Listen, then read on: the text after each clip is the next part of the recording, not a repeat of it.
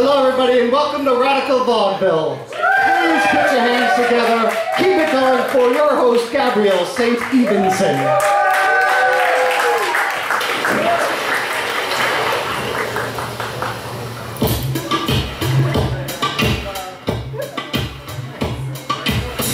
Anna killed her mother with a hammer. Her sentence was reduced because of PMS.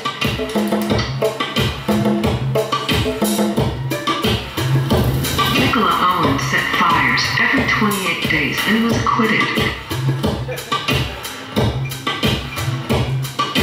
Jane Urban stabbed her roommate and said she had absolutely no control. Absolutely no control.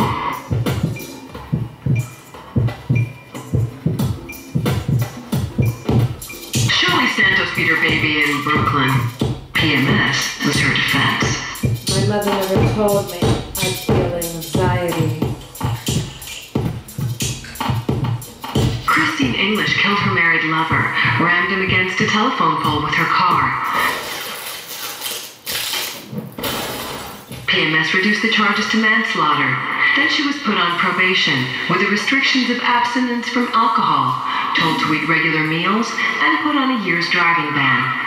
No driving for Christine for a year after killing her lover with her car.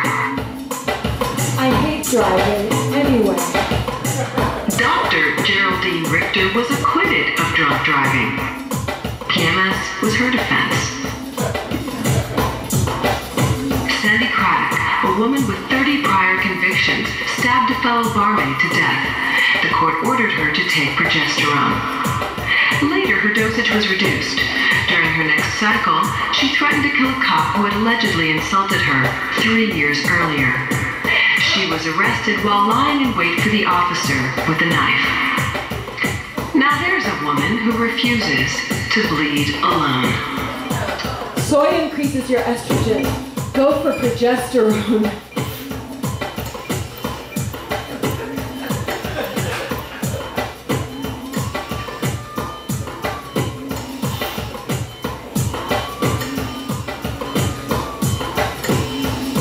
It's not easy bleeding every month. They never explain anything. Miles and miles of toilet paper. Pissing in cups. It just goes on and on. Till you're 50. You don't even know what you're in for. You're a little girl. They're just like, it's your time of the month.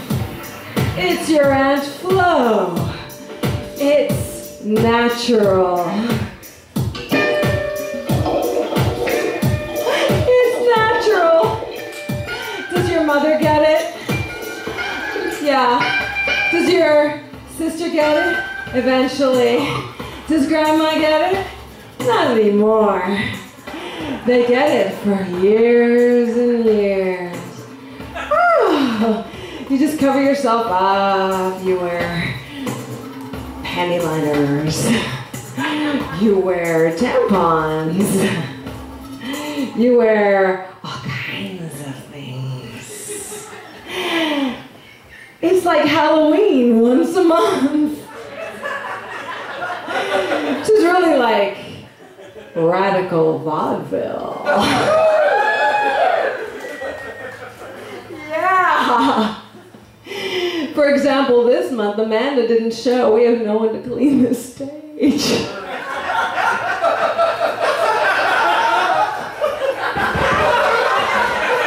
my personal nightmare. I like going, I'm the host, that's Amanda, she's cleaning.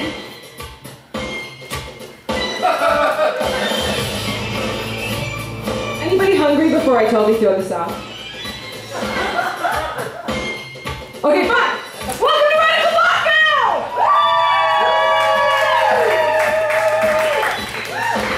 Sorry.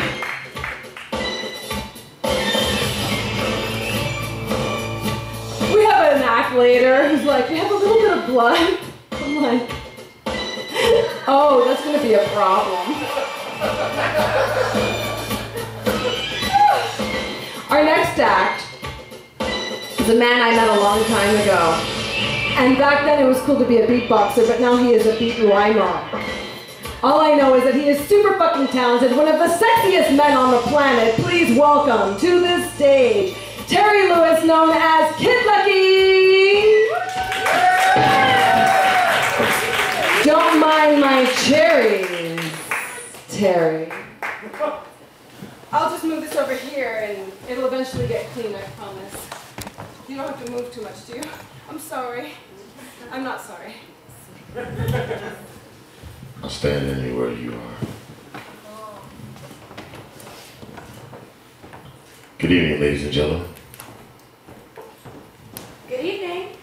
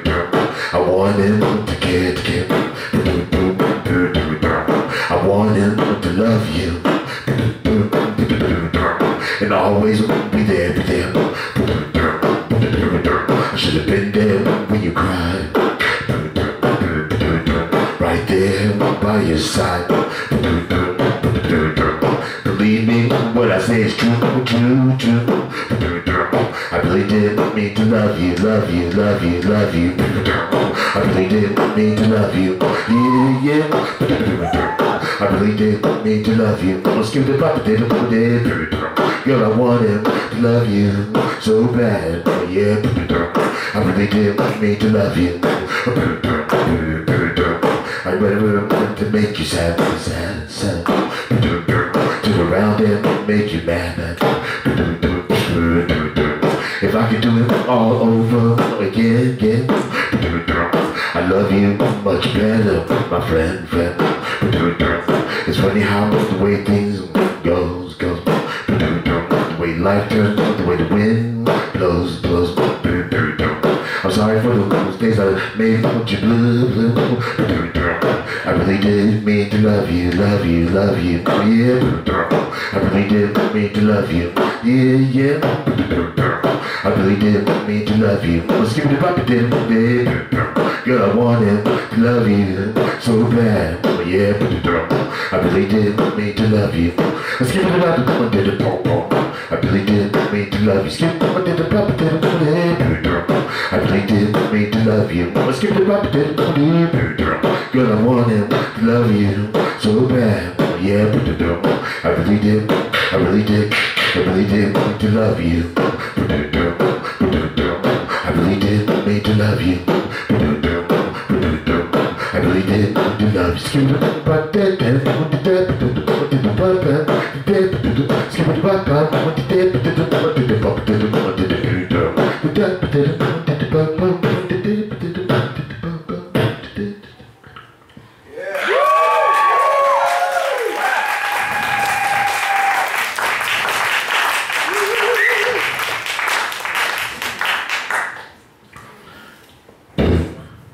Our cat's been sick and not feeling well.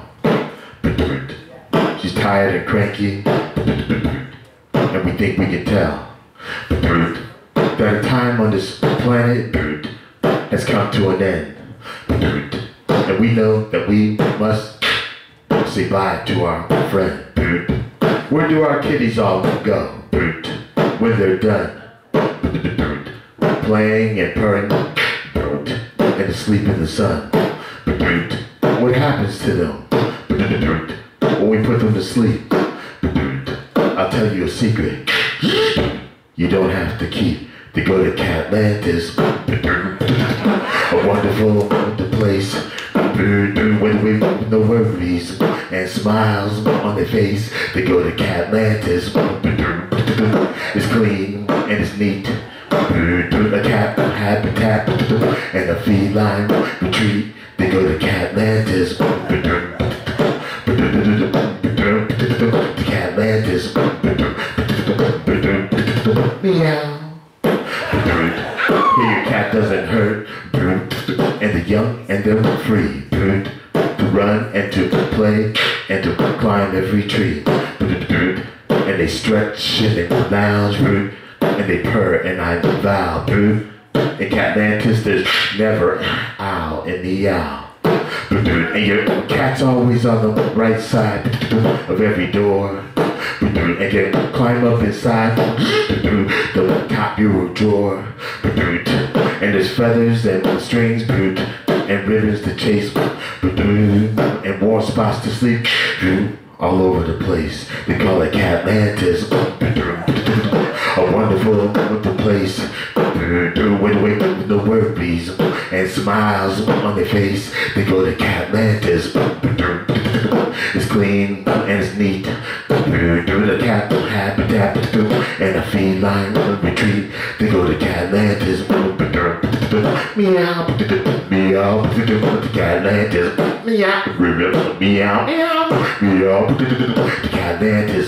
Meow, meow, meow, meow, meow, Catlantis. Around, meow, meow. I'm sorry that you were gone, and I miss you a bunch. But I know in my heart, and I just have a hunch, that you're playing and purring, and laughing a lot. For Catlantis is now your most favorite spot.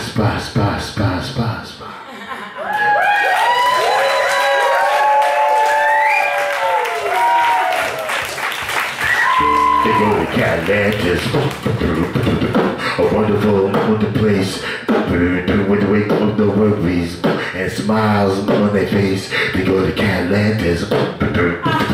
It's clean and it's neat. The cat habitat and a feline retreat. They go to Catlantis. The Catlantis.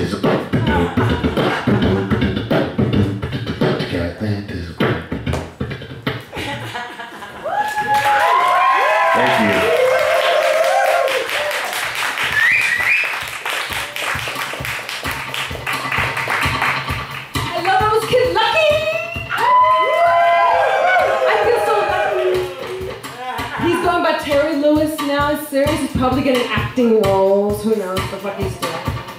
Super powerful. You know, it's like, it used to be that people would show up with a guitar and just sing a song, and it would just be self-contained because they could sing a little folk song with a guitar. This man is the whole thing. Here's another man who's very self-contained because he is the perfect freak, the most beautiful mind, full of filth. And we love him, a producer of Radical Vaudeville. Ladies and gentlemen, Faceboy.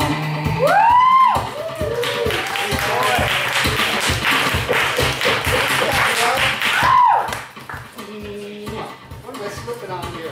It's blood! Amanda's not here, and Robert's not that good at cleaning because he's like a boss. But, you know, it's like when the CEO cleans, it's kind of like a little baby wipe. God, it would have been really fun if I had fallen on my ass. That'd be amazing, but you could still do it. Just like the pratfall that wasn't planned. I'll just put this on my outfit. Well, speaking of things sort of not going the way you expect them to, and, you know, not caring all that much. So the reason I brought my bag and my coat and everything is I have to leave after I do this because I got a leaky radiator and they can't fix it till tomorrow. So every 3 hours I have to like change the newspapers under it and wring out the towels and all that. Anyway, so I'm going to read something. I think I've read it here before, but I'm not sure. And if you've heard it before, I apologize, and if you have not, I also apologize.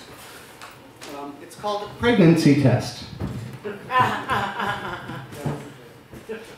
Last evening, a friend and I decided to take pregnancy tests. Mine came out negative. It seemed like it would be a fun adventure, and it wasn't something either of us had done before. We went to the Dwayne Reed, and in my loudest everyone can hear me voice, I asked, "Where are the pregnancy tests?" We were directed to the appropriate location and were pleased to find that they came in packets of 2, so we could share without added expense. I noted how drugstores group things. This, I said, is the vagina section. Tampons, douches, pregnancies, tests, and more can all be found right here. If we were looking for ass products, I'd know right where to go. Really, my friend inquired? Yes, I said, I'll show you, aisle 4. Sure enough, in the ass section, we saw enemas, laxatives, shoehorns, and hemorrhoid creams. All grouped conveniently together. Despite the fact that we're not fucking each other, when we got to the checkout, I gave my friend $5 while stating, "I should pay for half, it's only fair." We like to embarrass each other. Back at my place, I carefully read the instructions, and we decided that I should go first. I went into the bathroom and peed on the little stick, and in less than 2 minutes, the results were clear. Two negative blue lines. Not pregnant. Then it was her turn. After about 30 seconds, she said, "Mine looks complicated." Let me see, I shouted. She showed me the stick, and sure enough, it was complicated. 1 blue plus and 1 blue minus. She was pregnant. Since there was no way she was going to keep the little bastard baby, we decided to chain smoke and drink heavily, and then we named it Snooky. A couple of days later, I went with her to the doctor for the termination. Apparently, it's not called an abortion in PC circles anymore. Upon this, I suggested we go the extreme opposite of the PC spectrum and refer to it as murder. In much the way the gay community has embraced the term queer, it might not be a bad idea for the pro-choicers to embrace the term murder. For example, if one were to approach a group of assholes blocking a clinic and simply state, "Excuse me, please, I have to get past you so I can murder my fetus," I think that would effectively shut them the fuck up. Pregnancy test endnotes. It's been exactly 1 month since my friend and I embarked on our pregnancy test adventure. She's been writing it for a class she's taken taught by Karen Finley, and I've mentioned it to several friends. Rather than bringing conversations to a screeching halt amongst my friends, this has led them to sharing some interesting details of their lives. One night at my friend Reverend Jen's apartment, this included Gabrielle St. Evensen describing a masturbating walrus. My friend Chris Flambeau told us about having sex while crashing at the Blue Angel and discovering hundreds of rats on the pipes above, looking down and squealing. And Rev Jen's tale of a bloody bed and a 911 call after a post-Plan B pill sexual encounter. I guess if I've learned anything from this experience, it's that whatever happens in life, be it gross, shocking, silly, humorous, or just plain weird, one can somehow make it an adventure by sharing it with a friend. Maybe that's why pregnancy tests come in twos. Thank you all so much.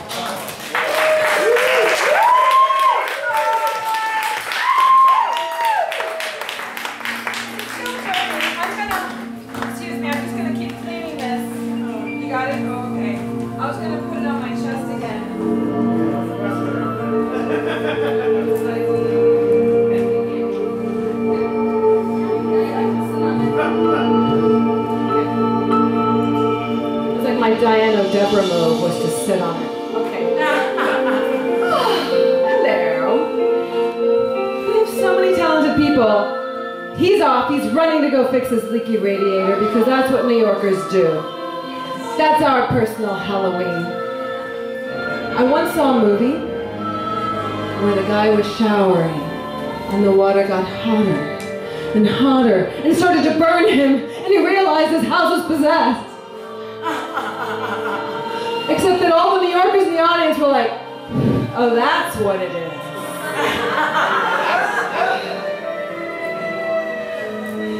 Anyway, we have some really great performers coming up, and they're a duo, but we're going to get them separated and then together first. And the first of the pair is Mr. Ray Brown.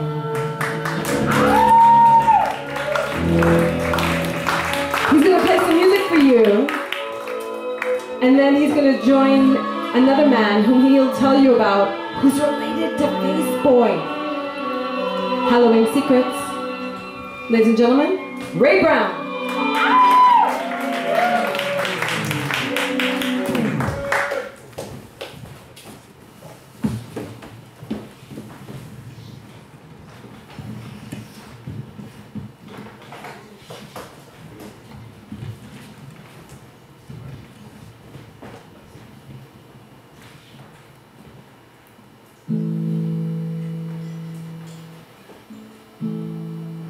Next time I see you, I'm gonna punch you right in your face. Just to let you know how I feel.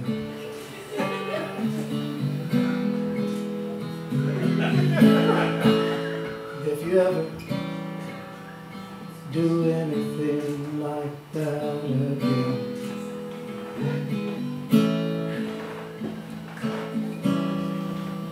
I'm gonna kill you.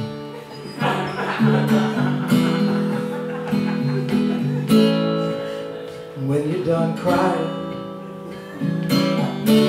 and apologizing, I'm gonna hold you in my arms so tight that nothing can ever hurt you.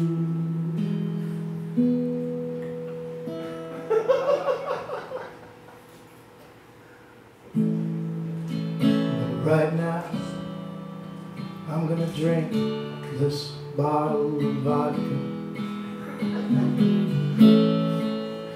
throw away all this food.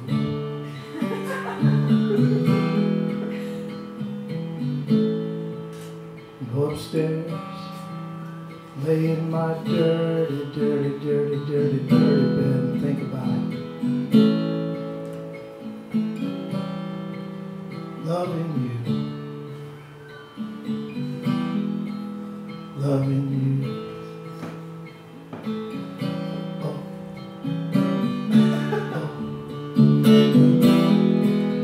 loving you. Oh, oh, oh, oh, loving you.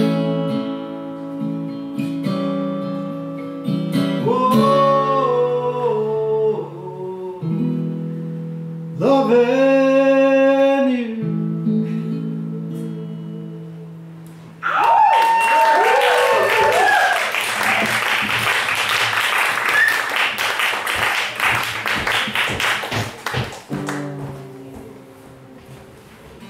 Hello. Ray Brown.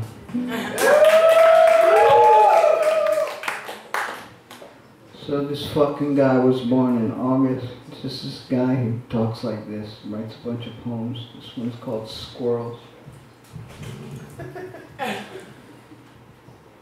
Mostly nature poems, but then he branched out. But I'm going to do mostly nature poems today.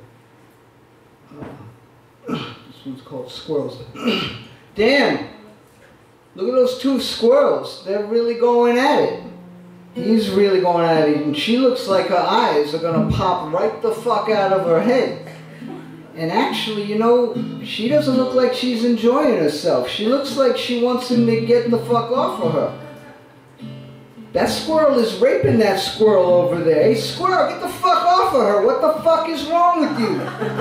Can you not see that she doesn't want you doing that? What do you think, you're a fucking big stud or some shit? You think you're God's fucking gift to squirrels? Get the fuck out of here. Get the fuck off of her. You're gonna knock her up and she doesn't even fucking know you. You're a cute fucking squirrel, but you're a fucking dick. Squirrel. That's one. We'll do a couple more.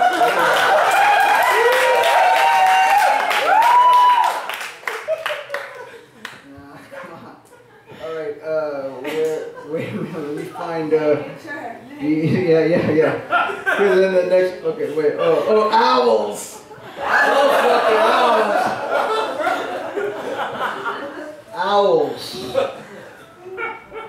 Owls don't seem so fucking wise to me. They look like dicks usually with their chests all puffed out and shit like they're saying, fuck me, no, fuck you. But of course they're not fucking saying that. Owls don't actually want to fuck with you. They will stay the fuck out of your way is what I have found. But if you happen to be a chipmunk running in a fucking field or a squirrel fucking another squirrel, let's say, and an owl sees you, you're fucked. You're fucked. A fucking owl.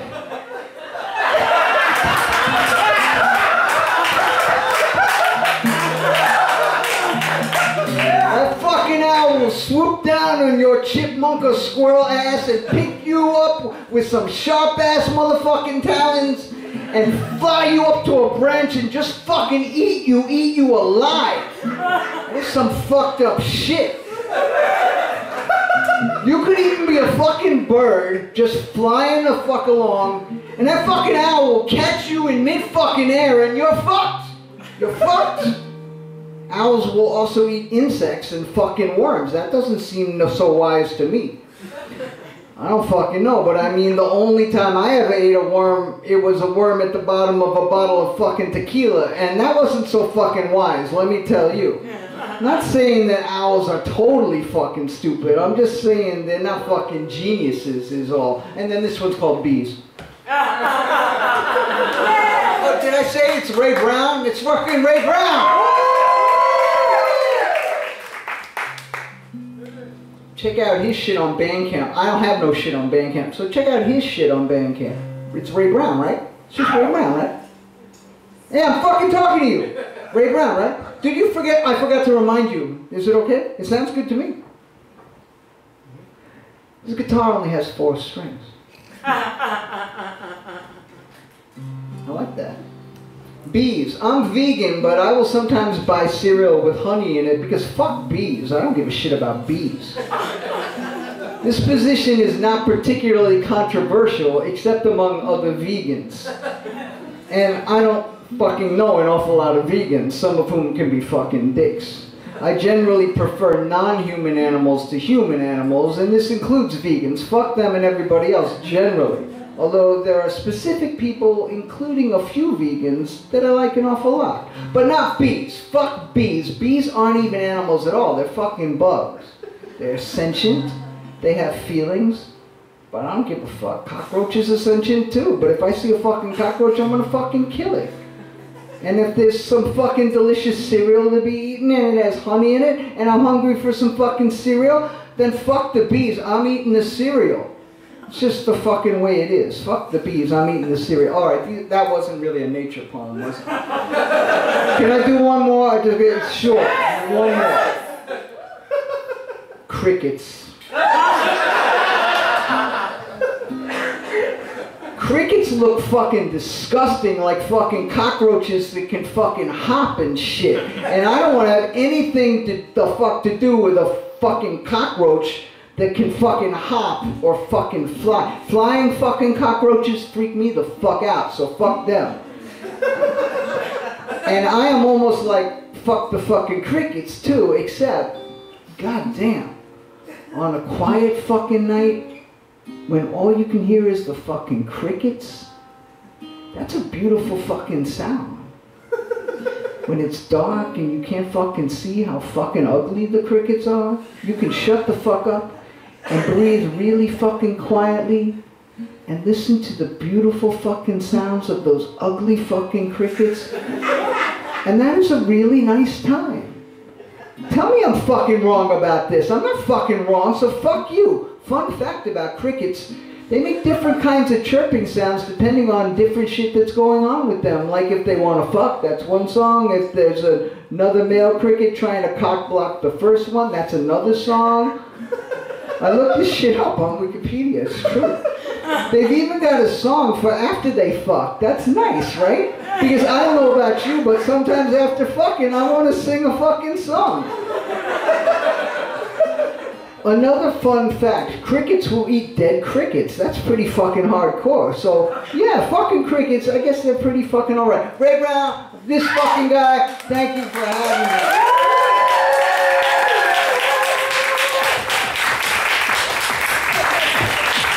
John Hall and Ray Brown.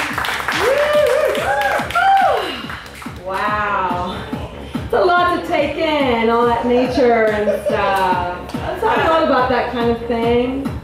One of my favorite things is how, you know, he looks stuff up on Wikipedia and it informs his life. One of my favorite things about the internet is looking up weird animal stuff. I love turtle sex. Look it up. Turtle sex is really crazy. Because you think of turtles being really slow, but they're actually very aggressive, even though they're slow. Just come on. And the female goes, and it all happens. But the owl, there's a whole thing about owls. Owls are really insecure. Yeah, they're fine with a little chipmunk, haha. But with another owl, a bigger owl? Have you ever seen Evil Owl? Do you know this video? Nope. Evil Owl? Okay. What happens is, an owl sees another owl about the same size and it pops up. Maybe it scares it off. But if an owl sees a much bigger owl, and maybe the puffing doesn't work, the bigger owl's like, what? Then the little owl goes like this.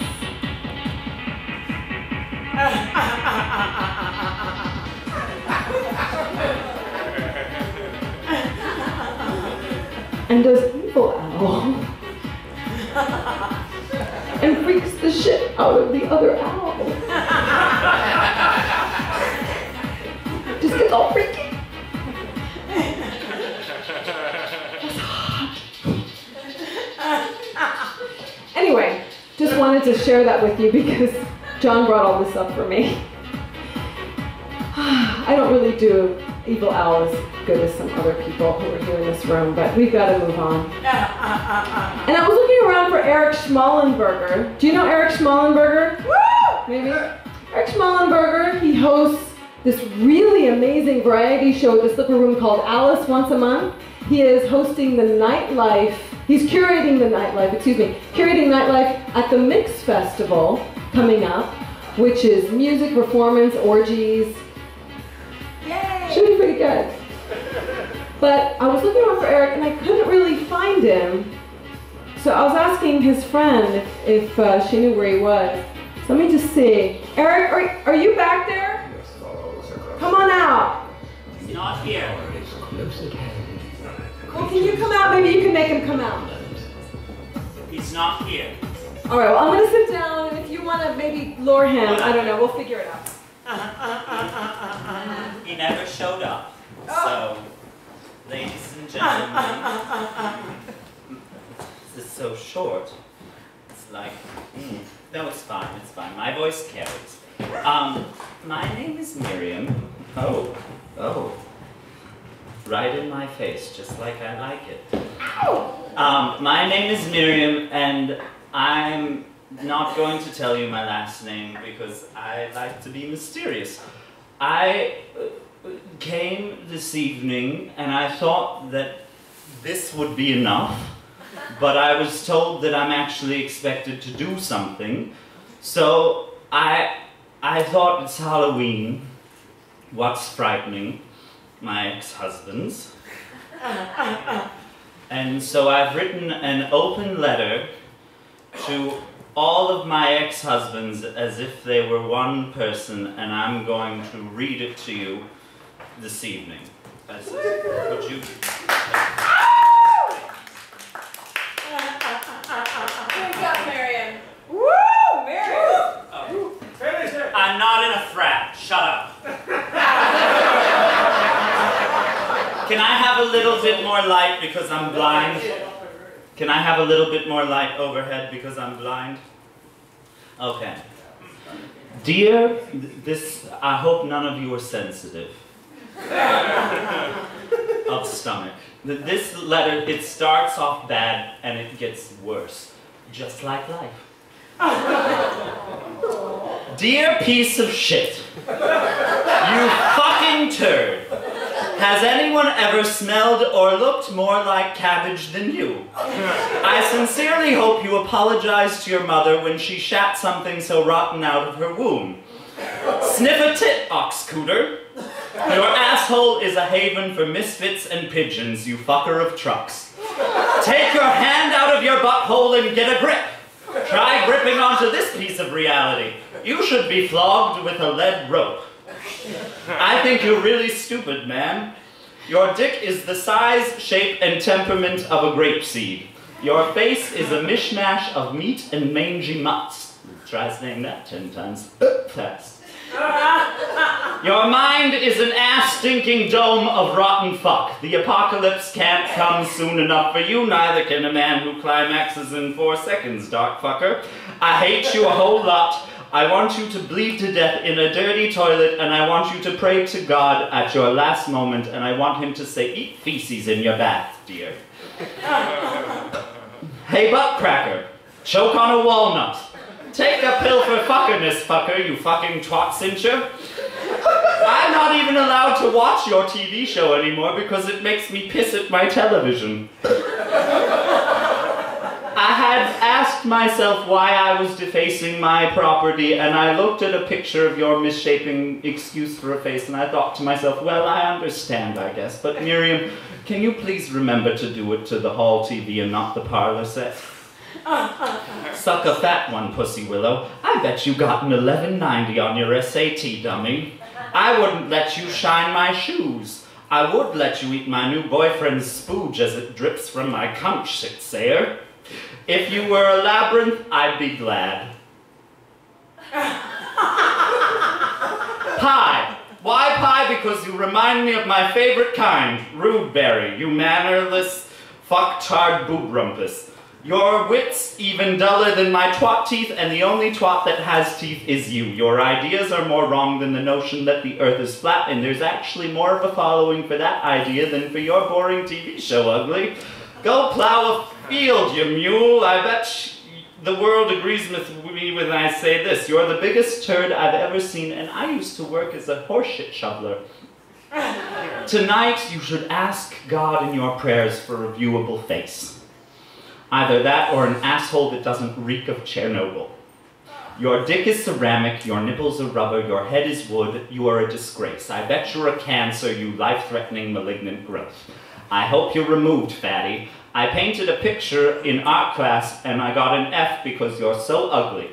I carved your name into my twat flesh and my boyfriend refuses to put his thingy there ever again, you obese pig flesh. The world wept when you appeared in it and will smile when you die, dumbass. I end this letter by saying, you make babies cry, you make me hurt, till you open your fat mouth again. Love, Miriam.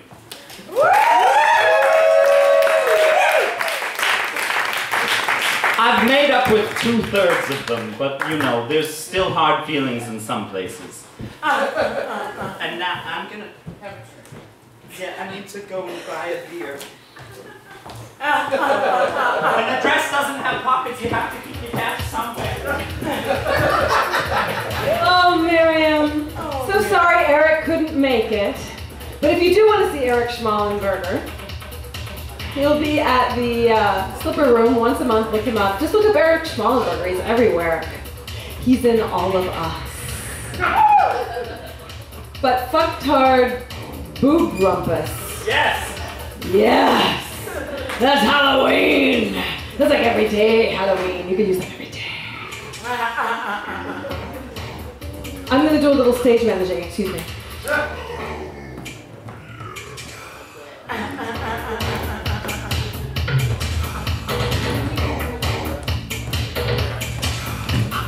Ladies and gentlemen, Paranormal Wacktivity!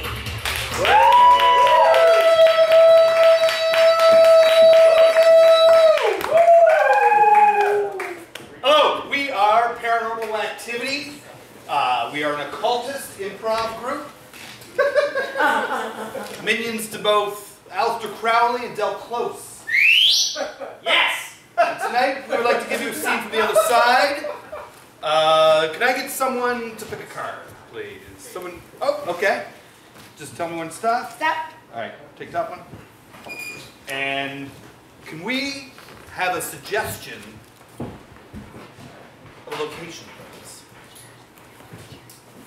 Florida, Miami. Okay.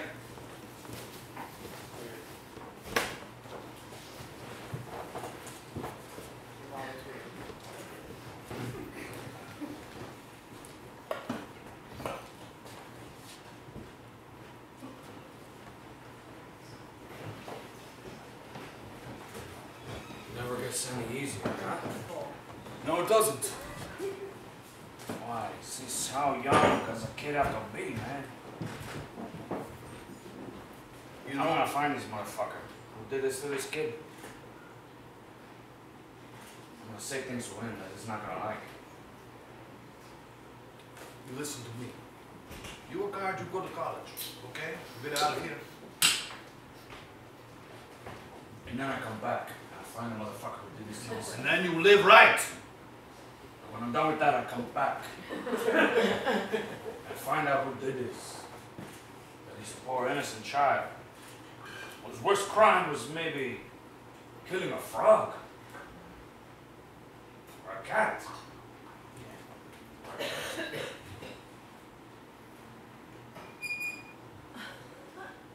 Listen.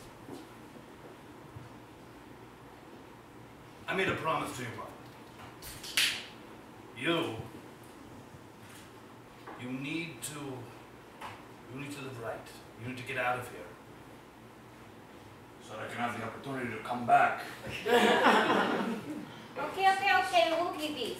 What do I have to clean up? All these? This mess? Yes, you gotta clean this up. Yes. Oh, me oh my. I feel like I am cleaning up 3-4 children's bodies here in the swamp. 3-4 children's bodies every week. We need this swamp real clean. I do my It best. has to be a spotless swamp. Okay, but you ask too much of me. Your father here,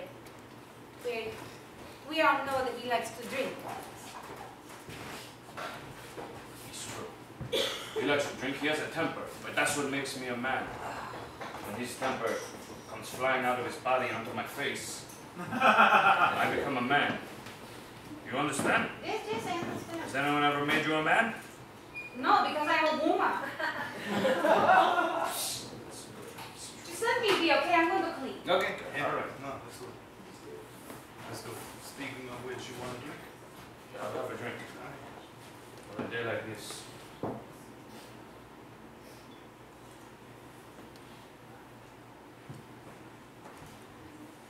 Thank you very much for your work. I don't think Okay, you said often I enough. told you, just let me Thank do you it very at least, much. okay? It's like a meditation for me, you know? I This is my quiet time, okay? I live in a house with like 4, 5, 6, 7, 8 children. Okay, I just realized we never said thank you. We never say thank you, we We never appreciate pay you. Okay, I get it. You appreciate it. Okay. You pay me, and that's my appreciation. Okay, but also thank you. Okay. Yeah. Yeah.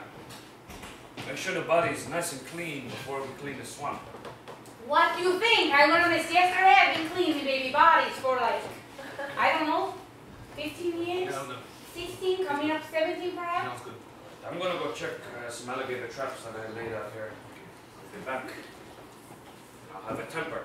When I come back, I'm gonna find who did this. Okay. Okay? All right. Goodbye, Father. Goodbye. Just go! Stop drawing it out, All right. okay? All right. Jesus Christ, your whole family is so dramatic. I tell you what, so dramatic. We live in the swamp in the heat. The dead bodies, of course. Yeah, we're dramatic. Yeah. Yeah. You choose this life for yourself. I see. Fine. We're a product of our environment. Okay. I didn't want to say nothing while your son was around. Yeah. But the way you look at me, Yeah. I can't stand it. I see you looking at me. I see you watching me. Well, I don't never seen someone dressed like this to clean a swamp. Wow, it's hot. I wear a bikini. I'm just saying, okay? I don't want to start a scandal. And listen, I'm not saying you would do no harm to no babies, but I feel like sometimes I show up to clean a dead baby and you are there. You know? Like, perhaps, I'm not saying that you kill the babies, but perhaps you find the dead babies and you put them in the places so that I might show up and clean them, so you may watch. Hey, look what I found in an alligator trap. Oh, Leave me alone, yeah. man! Look at this pervert. Look at this. Leave me alone, man! Look at this. What are you doing, man? Weird man. What are you doing, man? I'm eating a turkey sandwich, man. Why are you eating a turkey? That turkey sandwich was for an alligator. Not for a man. A turkey sandwich for me, man. Why don't you explain? Why don't you explain? What? I'm gonna let you go, but you're not going anywhere. You understand? What? A dead baby problem around here? It's not a problem, man. Yeah. It's a tragedy. It's a tragedy? You know, you guys just come in here, I get it. The new people in town and start caring about the dead babies, you know. You know, I've seen it. I've seen this shit for years, man. So just leave me be, you know. I killed some babies, some other guy killed some babies. There's something to do around here, man. You want to Okay. So now please apologize to me. Okay. Yeah. Fine. Did I You're miss not the one killing the babies. I said. You said my father was killing babies? No. I miss your father sometimes because he makes me show up, you know, and I'm wearing the bikini. What are you doing, man? We talk about this later. We need to deal with him. What do with me? Shit, I'm hungry. Those turkey sandwiches were for the alligators. Oh, come on, what? Yeah, you took away my turkey sandwich. I have a fine baby now, man. It was not your turkey sandwich. I'm the one who prepared it. Do you understand now? That's why it was in the middle of a trap. You understand? That's not, the turkey sandwiches don't just become in the middle of a trap. All right. You're trying to confuse me or something, man. It's kind of a mind trick or something, man. I've seen a movie before. You seen a movie? I've seen a movie before. I know what you're trying to do with the tricks. Okay, listen. Why don't you come over here? We'll just have like a nice little like seat. Why should I go to the lady? Why don't you look at what you did? What? I don't care. I'll do that to you, man. Oh, you killed this baby. I killed that baby. You admitting you killed this baby. Absolutely, man. Where did you get the baby? Where? How did you kill this baby? This baby is covered in blood. Babies are easy to kill. You killed. They're easier to kill than adults. Okay, how do you know that? That's when I learned that. That's I took a chance. You know what? This is messed up. I feel like you guys are judging me. You know, I have a personality. You know, I like baseball. You know, I like watching baseball. You know, it's all about eating babies. So you're eating the baby? Baseball is about eating the babies? No, I'm just saying I'm more than a person that just eats the babies, man. Let me just paint a picture for you. So you get a fresh baby. A fresh alive baby. Right. You sit down to watch a game, with the game playing, and you sit down with your baby as if someone would sit down with some chips and a beer. You leave that alone. No.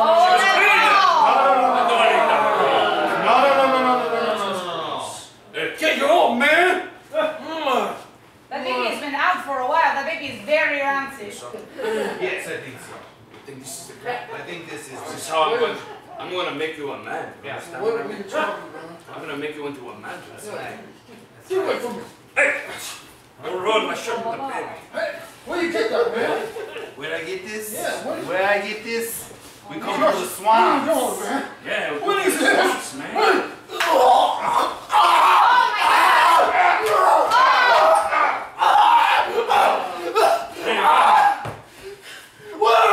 Think about that. Yeah. Why don't Something you to think about. Why don't you think? It's good. Don't eat your flesh. That's perverse. And you know what's going on with him? He's got Is this your car? Yes, it is.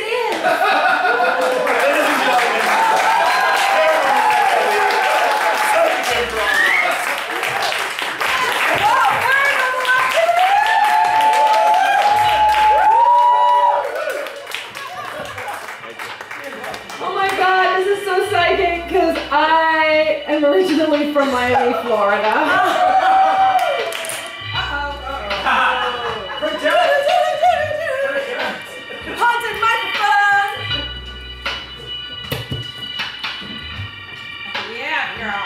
See, you know what happened to me.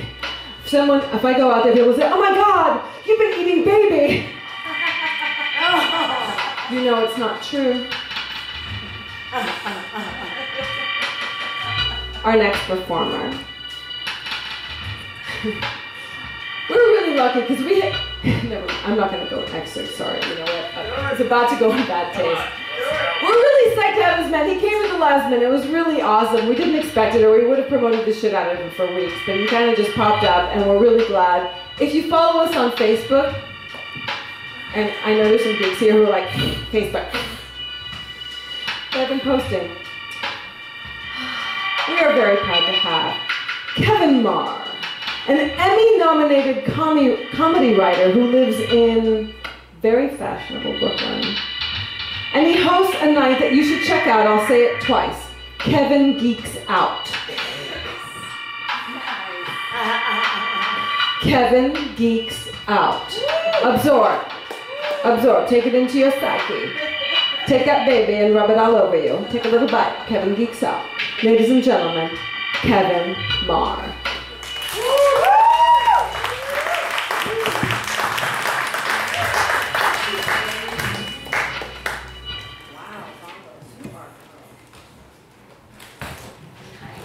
Thank you. Let's hear it for Gabrielle, everybody.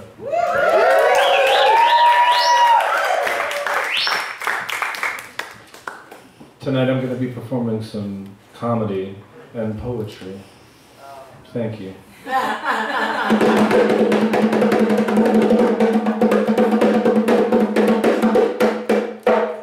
The cockroach spins 1,000 lies and seeks out boys to circumcise, while mother brings on her demise by eating cheese and gravy fries.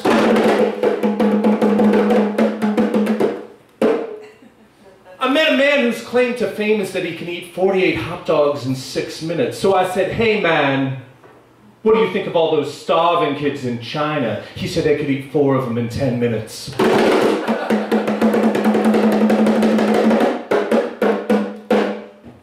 My kind of emotional roller coaster is that particular brand of roller coaster that when you think it's all done, makes you do the whole thing again backwards.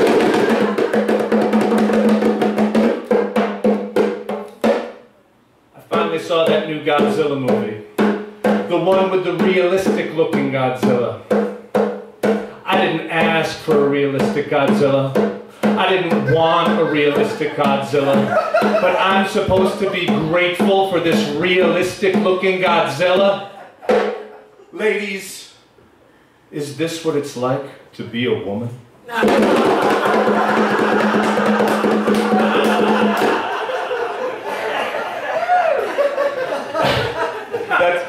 That's the feminist Godzilla poem.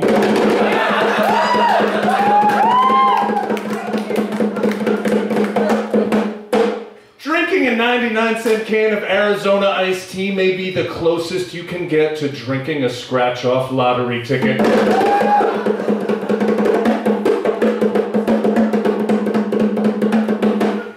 I saw this woman on the subway. This woman looked dumpy, this woman looked tired, this woman looked depressed, but most of all, this woman looked a lot like an ex-girlfriend of mine. Fortunately, I stopped myself before I could go up to her and say, "Who's sorry now?"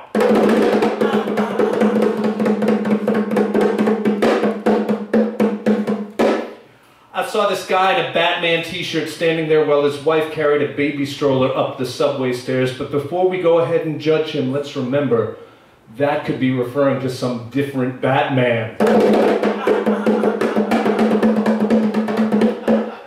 friend of mine recently said that I characterized nerds as being sexist, and I said, "Hey man, if the Nintendo Power Glove fits."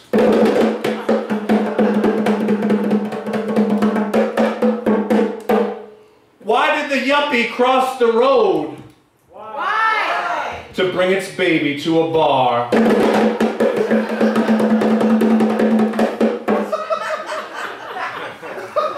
How many yuppies does it take to change a light bulb? 27 have RSVP'd so far. Come to our light bulb changing party! People give yuppie parents a hard time, but I like to think there's a very good reason that that baby's wearing a fedora.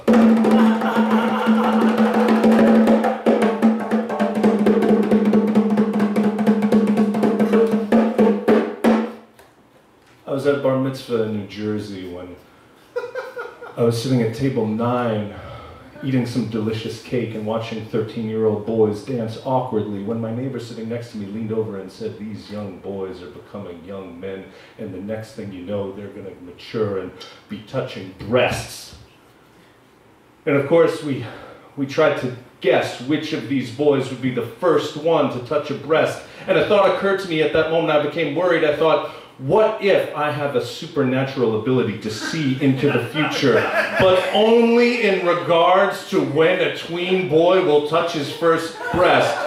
People, I can't handle that kind of responsibility.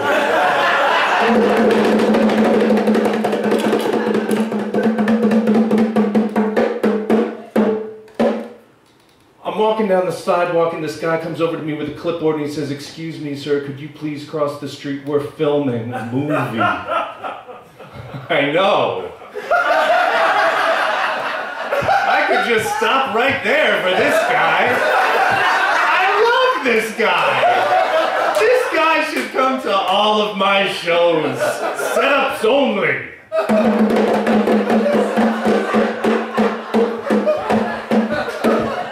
So this kid with the clipboard says, "Excuse me, could you please cross the street? We're filming a movie." So I said to him, I looked him in the eye and I said, "Is it the long-awaited sequel, Buckaroo Banzai versus the World Crime League?" He said, "No." I said, "Well, then I'm not gonna see it."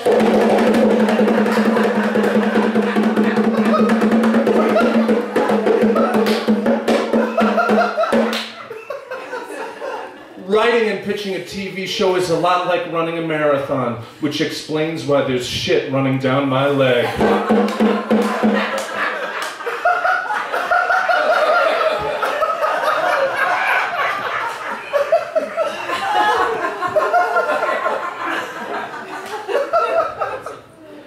My documentary TV series isn't selling. Is it about a family of lovable hillbillies who make and sell moonshine? No. I think I found your problem.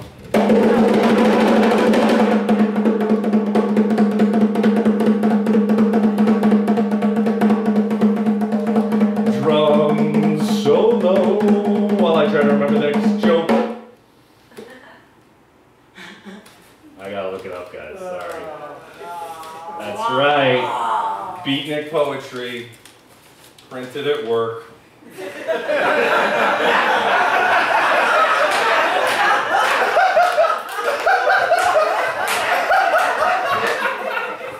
I said, "Baby, I'm gonna fuck you like an animal."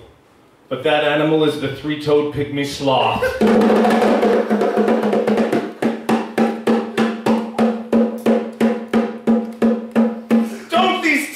Lawmakers realize that if you make abortion illegal, you're just contributing to a rise in teen butt sex?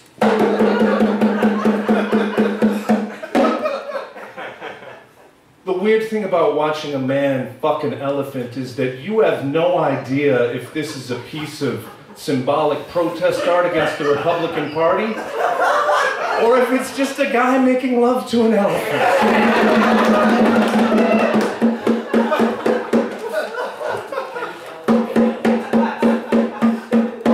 If someone ever uses the phrase, "your generation," pay close attention. You are about to be insulted.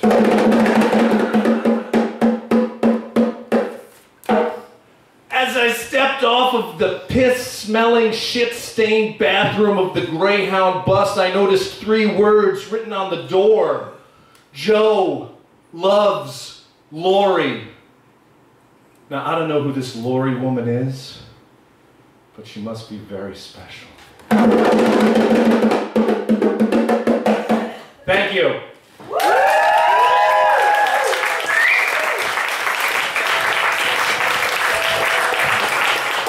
Kevin geeks out indeed. Kevin Maher. full of babies and cockroaches and all the stuff. We have quite a theme for this Halloween show, yes? Indeed. Well, we're about to get classy now. Classy, classy. Kevin Townley's up. He's a writer, performer, and a singer. The New Yorker referred to him as a star, but then they misspelled his name. Can I just tell you that I'm a grammar fairy, and that makes me angry, because this beautiful performer deserves only the best. And the way that you know about these things, like spelling, is to go to radicalvaudeville.com. Look it up. Ladies and gentlemen, Kevin Townley. Hey guys, it's me, Kevin. Hi, Kevin. Hi, Kevin. Oh my god, I almost knocked my own teeth out. Well, it's Halloween, folks. It's getting spooky. And I was just thinking in the back of the audience, which people that you all know now are most likely to haunt you when they die? You can mull that over in the days to come. No need to come up with an answer now. But you know, I was thinking about that because actually my grandmother died earlier in the year, and I called my brother Sean and I said, Sean, Sasha went to heaven. And he said, I don't think so. She was a very difficult woman, and I think of all the people that I know, she would be the most likely to haunt me now that she's gone, and with good reason, which I will explain momentarily. So, as she became older, my mother, who is a high-strung woman, went to live with her in Sarasota, Florida. There's supposed to be a Florida theme tonight. And they became so acrimonious with each other that my grandmother said, fuck you, I don't have to take this, I'm out of here. And she moved away from Florida and moved in with my Uncle Peter, who lives in Missouri. So the booby prize for my mom was that she was stuck living in Florida. But then my grandmother became so acrimonious with Peter that she said, fuck you, I'm out of here. And she was going to move to Chicago to live with her sister, my great aunt Virginia. But then she became very ill with leukemia, but that didn't kill her. She then had a heart attack, which also didn't kill her. And then she had a stroke, and then another heart attack, and then she had her carotid arteries, there was plaque, and that didn't kill her, and so she had another stroke, and then she was in the hospital bed and fell out of the hospital bed and broke 3 ribs, which punctured her lung, and she got an infection, and that actually killed her. So, because she was not particularly popular with her children, there was some debate about how best to commemorate her, and my mother, as I mentioned, is high-strung, so I called her up after I had heard the news that she had died, and I said, well, Mom, how are you doing? And she said, well, I've just had this wad of pain, this kind of a pain in my stomach, and I didn't know what it was, but I just felt this urge to go to church, and then but I didn't want to go to my own church because I don't like them very much, and I just had this flash of inspiration that said, I want to go to a black people's church because they've been through so much that they'll understand what this pain is. So I went to a bad part of Sarasota where I knew that there was this Pentecostal church, and I went up to the door, and there was a very nice, handsome black man standing at the door, and he said, welcome, sister, and I said, hold me, and I burst into tears, and I threw myself into his arms, and he said, oh my goodness, you need help, and he called the associate pastor over, who was a lovely black woman, and she said, what's going on, my dear, and I said, hold me, okay? And I burst into tears and threw myself into her arms, and she brought me right up to the front row of the church. And then the pastor came up on stage and he said, does anyone here today want to be delivered of histories? And I said, I do. And I jumped up onto the stage and I burst into tears, and there was snot running out of my nose and my hair was a mess, but I didn't care because these black people were so loving and considerate. And so then I went home and I told my boyfriend that my new black friends were going to be calling to check up on me because they were very concerned about my emotional outbursts, and my boyfriend did not like that one bit because he doesn't like black people. And I said, how could you possibly say that? Haven't they been through enough? I've seen Roots. And he said, that's just a story that they made up. And I said, no, it's not. I lived through the 60s and I saw the video of them being shot in the face with a hose, and those people have had enough. And if you aren't going to stand with me and my new black friends, then I'm going to leave and get out of here and live with them instead.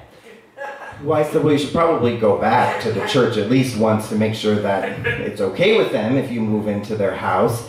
And so she did go back, and she found out that they have a lot of, they frowned on the fact that she lives with a man she's not married to. She just doesn't go to that church anymore. But the long story short is that my Uncle Peter then sent out an email about the funeral arrangements, and he said, Mom's body was cremated yesterday.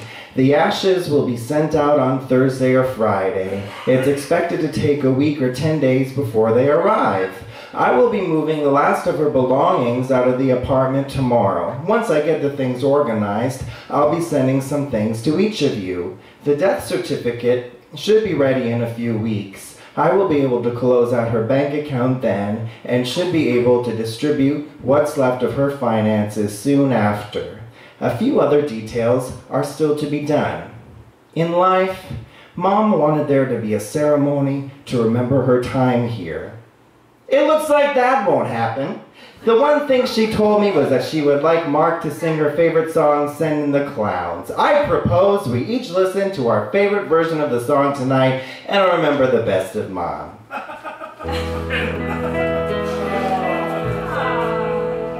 No one did, so this is for you, Grandma.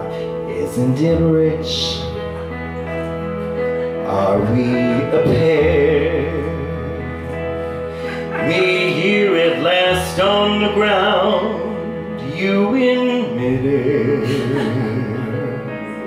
send in the clown.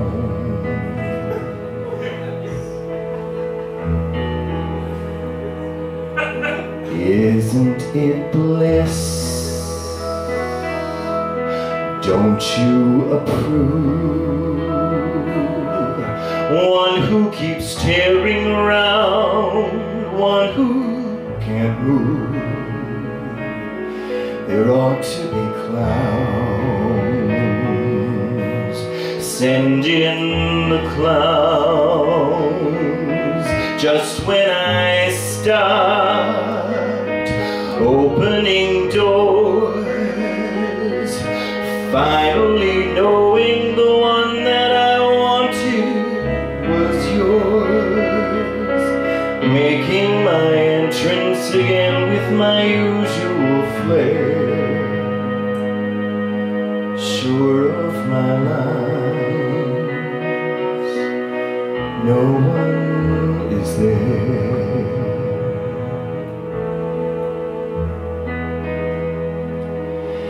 Don't you love farce? My fault, I fear. I thought that you'd want what I want. Sorry, my dear. But where are the clowns? There ought to be clowns. Don't bother, they're here.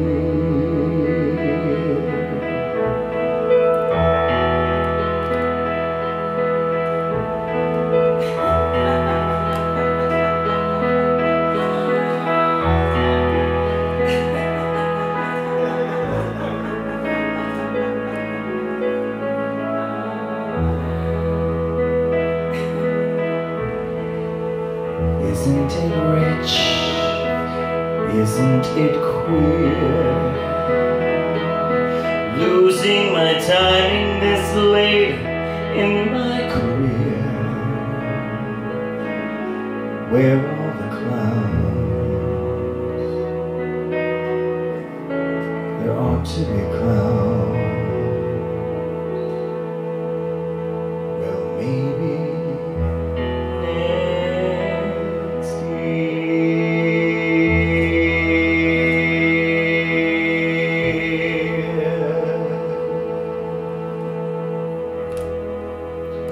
Thank you so much.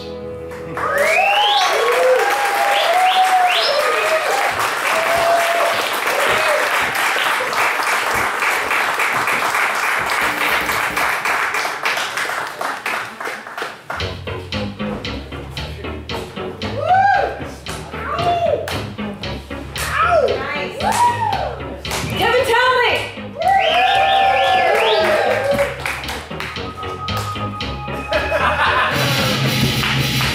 A star. Spell it right. Our next performer. He's fooling you. Uh-oh. Wait.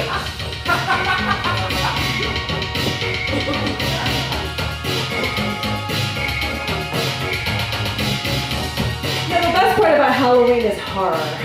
And horror is anything you're not prepared for. Because if you're prepared, it's not that big a deal. You're like, oh, that's scary, but I have enough beef jerky. I have enough water. And then the horror isn't that big a deal. The horror is when you're not prepared. Like when I showed up and everyone wanted to have them changed, and the order that I made went completely out of order, and I had no idea what anything was going on. So now, I'm going to read and get this right. They're always there when you need them. Always there when you... Can you turn that down a little bit? This music... I'm so happy that you chose this and that you pulled it together. But I need to read something important.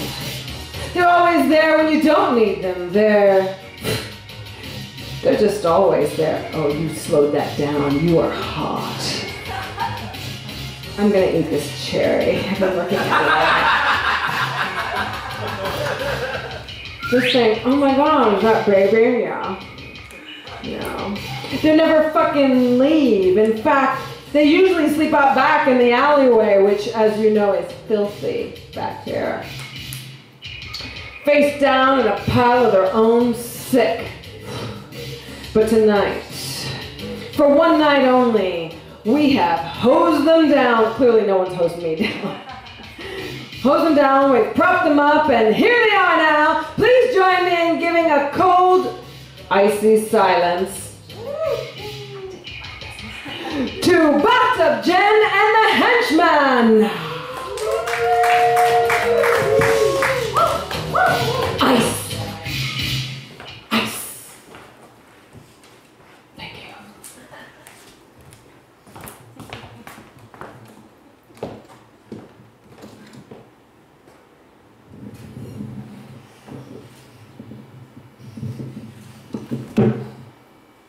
Hello.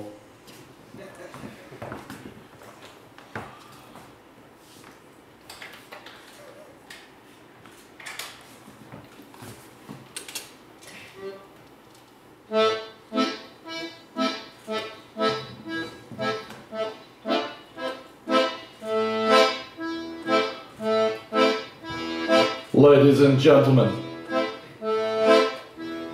pleased to introduce, for your entertainment, my wife. She is stupid, tap-dancing clown whore. She is abomination of nature, and proof there is no God. He's only one hand, one eye. She has sinking voice like burglar alarm.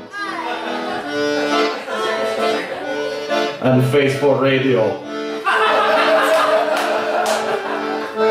So please to put the hands together to make the clapping for Bathtub Jen!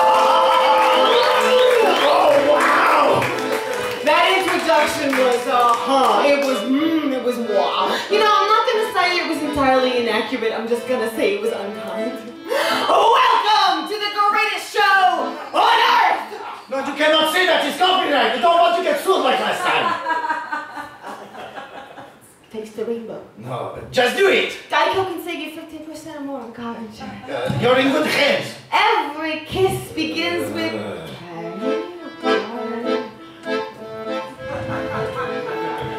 Not on earth, huh? Ladies and gentlemen, and everything in between. Welcome to the greatest show in space and time. What the fuck does that even mean? Fine, welcome to the greatest show in this space at this time. Are you happy? God, you're never happy. Why'd I marry a Russian? Will you shut up and sing already? Okay, I wrote this one myself. All of me. Why not take all of me? Can't you see? I'm nothing without you. You're really cute. Take my lips and I want to use them. Take my arms. I'll never lose them.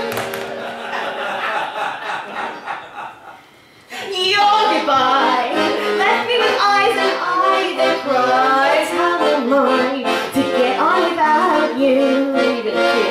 You took the part that once was my heart. Why not take all of me? So this is my Russian mail order husband. His name is I forgot. No, don't tell me. It's on the tip of my tongue. It's not Trotsky. It's not Tchaikovsky. You know my name, you stupid bitch wife! I ain't got no ear on this, like, speak up. Never mind! No, I know it's fucking, Gorbachev! Ivan. What?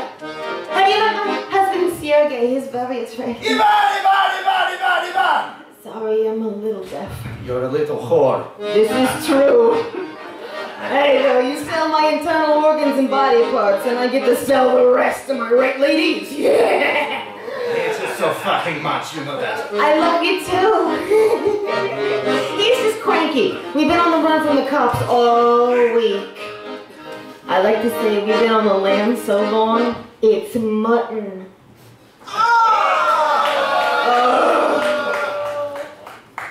That was a terrible joke. You better play before I sell your outer eye. Well, when you put it like that.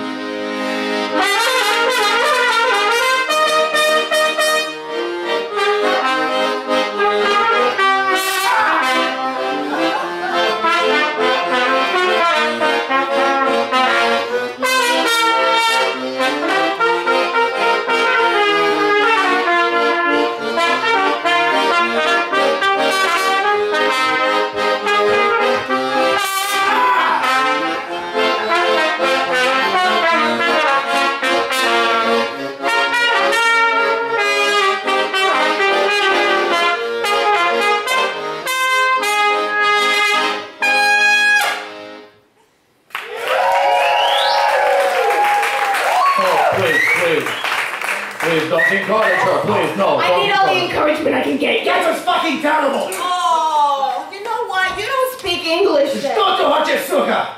Иди нахуй! Case in point, really. This is America. I fucking hate you so much I'm going to kill you after this set. You don't have the balls. You've threatened this before. Fine! I take yours then. Oh, two can play that game. Thank you. Help! Who's trying to kill me? Wait. What is this? Excuse me. Look what I find over here. Look, it is little. It's what? Hold on, wait. Look, he's very small cello. It's a ukulele. No, his violin without bow. It's a fucking ukulele. His balalaika is extra You string. know, if I could spell it out for you in Cyrillic, it'd have some backwards on it. I know it is. It's seamless segue into next song. Fancy that. My favorite song. 5 foot 2, eye for blue. Oh, what those fancy can do. Can anybody see my girl? I'm talking about turning nose, turn down holes. But you said one of those. Has anybody seen my girl? If you should run into 5 foot 2.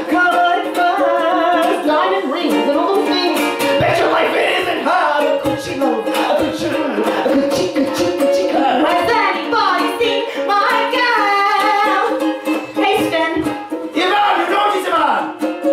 I think these people understand I don't give a shit what your name is. I think they also understand that ours is not a marriage of love. Shut up. Our marriage is mistake. You can say that again. Our marriage is mistake. I'll bet I married you for your comedic timing. I'll give you that. Why don't you take a verse? What is this song about anyway? It's a song about love. Sing it about me. You love me, don't you? Ooh. This song is not about you. Okay, fine. I'll be a bit taller. I'm not 5'2". I'm 5'9". My eyes are blue. One of them's green. One of them's a black gaping hole that sometimes seeps pus. But, you know. Poetic license. Okay, we sing song about you. We begin now. 5'9", smells like swine. Feel just like a porcupine. Has anybody seen my cow? That's not really nice. Tastes like shoes, smells like poo. Knock her down and sound for glue!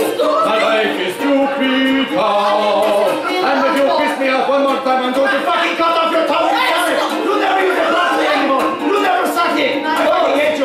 I'll fucking kill everybody in this audience tonight and then I'll kill you again! And then I'll kill myself. I hate everything I feel. This is a terrible mistake of the night. Well, I'm going to kill you now. Here we go. I hate you so much. Please don't talk about me when I'm gone. What? Although the friendship ceases from now on. Fine. And if you can't see anything that's nice, it's better not to talk at all. That's my advice. I'm leaving. You go your way. I'll go mine. It's best that we do. Take this gift with a little kiss. Hope it brings good luck to you. Makes no difference how I carry on. No. Please don't talk about me when I'm gone. 5'9", smells like fine. Feels just like a porcupine. Has anybody seen my cow? Tastes like shoes, smells like poo. Knock her down and sound for glue! My life is stupid cow. Tui, you want a divorce? Fine, let's go now! Ooh, gets kind of hot when you get angry. I hear there's really cheap wine backstage. I haven't shaved in over 2 months, and I know you like bears. Let's go, let's go, let's go!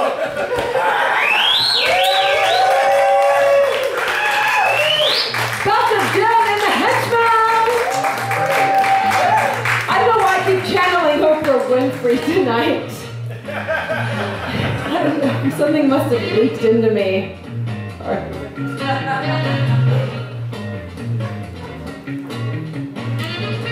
Our next performer is an accomplished actor and singer, and I have no idea what she's going to do tonight. But I think it might involve a story. And the most important thing to know about Louisa Bradshaw is that people pay her to do this, but we are not so good about that sort of thing here. So she's like, I don't know if I can make it. But she managed to get down here, and then she's like, can someone play some background for me? And I was like, shit, I kind of figured you wouldn't make it, but she made it. So I turned to Kevin Maher, who was here earlier, and I said, Kevin, can you play some bongos for Louisa? And he very sweetly said yes. So Louisa Bradshaw and Kevin Maher back on this stage. I'm gonna call him up.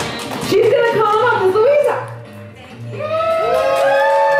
Skip for the video. You make not a lot of noise. You look hot. You look hot. What is this? Fucking sexy, girl. Cherries. I like it. I like it. I like it. I like it. I love you. Where are you going? I need your support. You're not leaving me. You're gonna sit there, right? Oh yeah, I'll be right back there. Okay. So this is part of my therapy. This is the first time I've ever done this, so you're popping my telling you a story honestly cherry. Thank you. I'm a little nervous, but I'm going to do this. This is not what I get paid for, so that's why I'm doing it. Focus. I drank a little focus juice before I came up here, and I had loved to always pay top dollar for politically incorrect water. So anyway, okay, so I want to start by saying that I am an alcoholic, fantasy addict, food addict, and big-time debtor, okay? So I've been, I've been to all the rooms in this city. And I have to say that I finally hit my SLAA bottom. Now, if you guys don't know what that means, it's sex and love addict. So the guys are always talking about porn, porn, porn, and the women are always talking about love, love, love. So I am straight. I would just like to preface this with I'm a straight woman. And I had a little nightmare last year.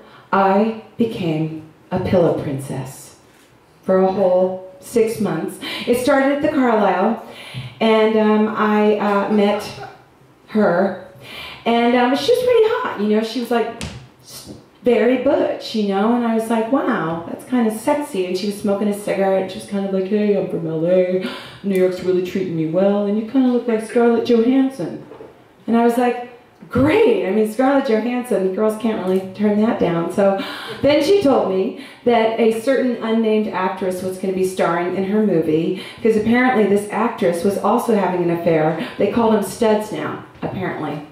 And so I was going to star opposite to this wonderful actress. So it escalated into this whole thing, and she lived in LA. I got LA'd, but not in a good way.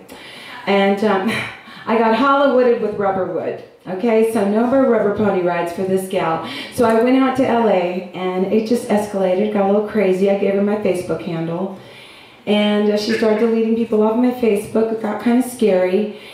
And, you know, in LGBT terms, she was a diesel dyke, which means she said it was going to be just like having sex with a man. But I mean, how would she know? She never had sex with a man. So it was just really kind of crazy. And I've come out the other side. I've had some good therapy and gone to some more meetings. And I would like to improvise a song about being a pillow princess. And I'd like your help. Thank you so much. Thank you. All right. I don't know. Just give me something, you know. Just give me something. I'm going to improvise something. All right. Just give me something like, I don't know. That's good.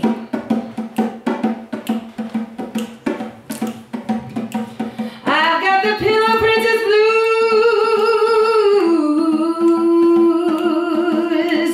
I got some really bad news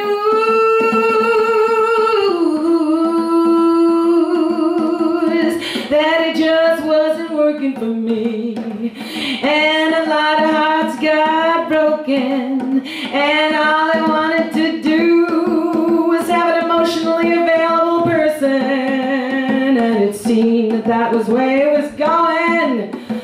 And then I had something going. I got the Pillow Princess blues.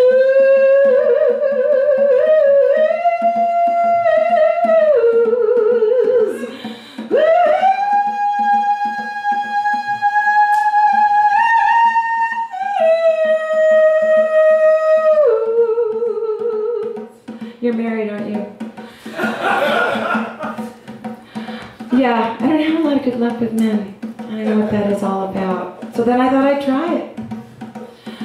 I thought I'd try it with someone that told me I was fabulous, the way I never could feel about myself. She told me things I wanted to hear. I couldn't tell these things to myself, but now I can. I think so. I think I can. I think I can. I think maybe I don't really need a man. It's kind of nice to say. My birthday's right around the corner. I'm really glad to think that I don't necessarily need a husband. I'd like one. I really like one. So anyway, she stopped me for 6 months after that, and it was sad, and I still feel bad. And last night I ran into another ex, and it was bad. I broke with him over the phone. Apparently that's not very nice. Obsession!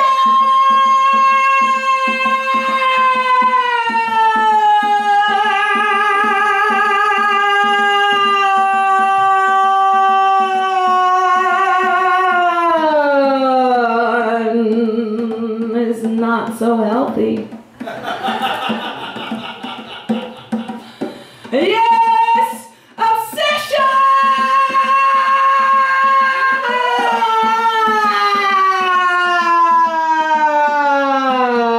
Brought me to my bottom. It Anyway, that's my story. Thank you for listening to me.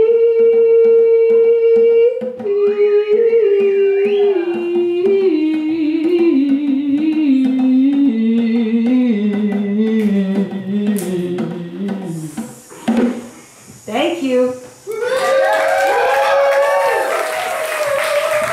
Louisa! Wow, Louisa Bradshaw! Louisa Bradshaw!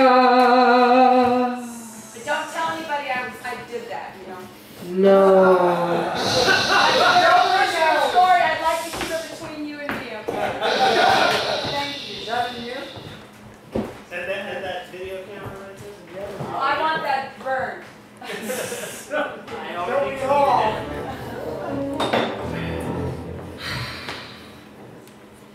Speaking of nightmares, Mangina's moved to Portland. And every month he sends me these videos that he does on his phone. And they are tall and skinny. I don't know what to do with them. He's insane. And every month I sit there and go, shit. What will I say? What can I do to make this a complete sort of... He's like, collaborate with me. I'm like, okay. The other nightmare, of course, is the video at the Kraine Theater. Those of you who've been here for more than 1 month have heard me yap about it, cry, open the show 45 minutes late. So I'll say it now. After this performance, we're not going to be here anymore. So normally, the last Thursday of the month happens every month. and in November it happens on Thanksgiving, so we couldn't have done that anyway. Because it would have been very sad for just me and Rob to stand here alone. So we're moving theaters. The Kraine has been as good to us as they can be. They've been very sweet and put up with all of our bullshit. And all of our, I need video, I'm an artist, blah, blah, blah, blah, blah. In any case, we are moving. We will be at the Cow Theater next month, December 3rd. We will now be first Wednesdays at 9, which is easier because you can go do dinner before or after. You have fewer excuses. We will expect you there.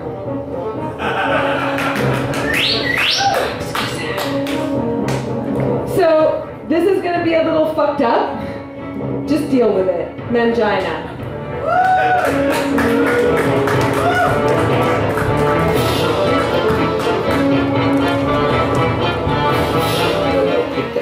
Because I was upset about it.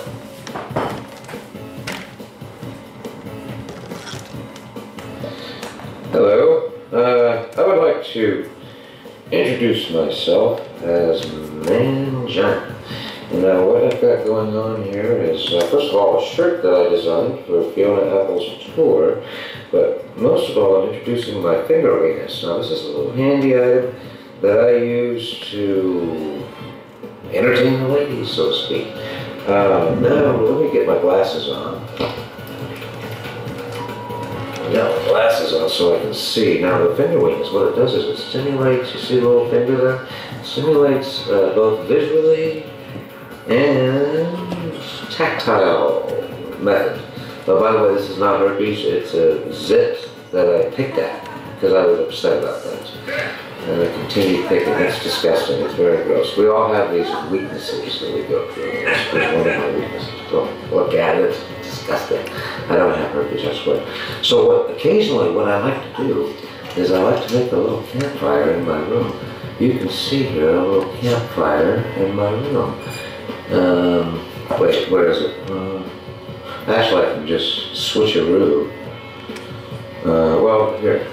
There's the campfire. You see it. So what I do is I flicker my lighter on. It's kind of a neat trick that sometimes I can do, but right now I'm not. Because I'm just really not doing that well today. It might be the herpes. So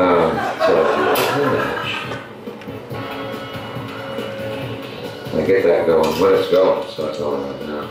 But I like this. But let's get this reverse here. All right. So, there it is. Oh yes, nice. We have a little situation, a little bonfire, so to speak. But I like to do that occasionally. I like to liven my room up. I like to put my finger weenus on. And even though there's no ladies here, I like to excite myself. Oh, let's put that canvas out. Let's make sure that canvas doesn't catch a blaze. So that's basically it for today. Sometimes I like to play with the lighter. Flick it. I flick it up. There we go. See that? See that? I did that all on my own. And now what I can do sometimes if it's out of control is I take a wet rag. And if it's not too wet, it'll catch a blaze. This is pretty wet. Let's make it real wet. Let's make it very, very, very wet. You know, like sometimes things like to get wet. And let's put it out. There. So if I wanted to put out the blaze, if I wanted to excite the weenus, I would just go about my day like that. So that's it for now. Say hello to Radical Vaudeville, Mangina on the West Coast, Radical Vaudeville on the East Coast, and hello, goodbye.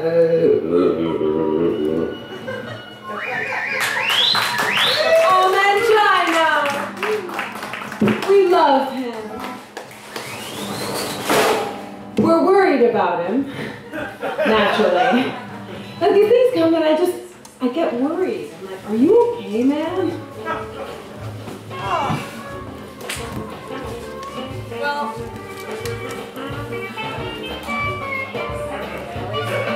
our last performer is bringing us a very special thing.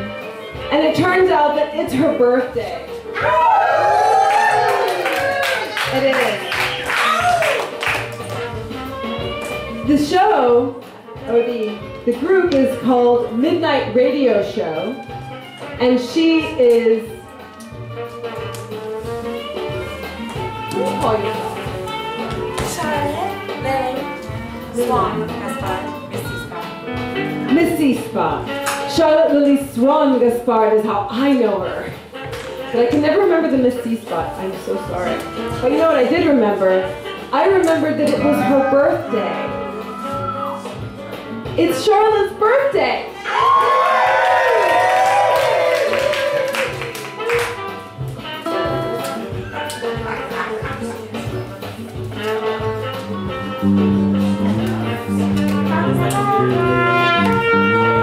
while they're setting up, would you mind singing Happy Birthday to Charlotte? Here we go. To you, happy birthday to you.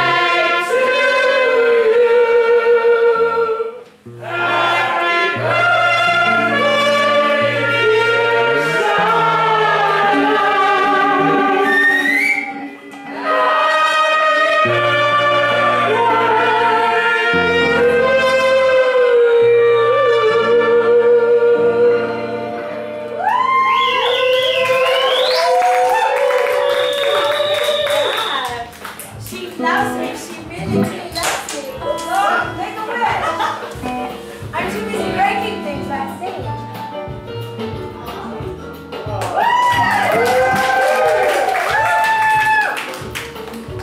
Okay, I think I bought some time. But they're cupcakes. She has to eat the first one, but then the rest are up for grabs. We're getting it ready. It's a puppet show. That's how you know we're a variety show. I loved you. Happy birthday to me,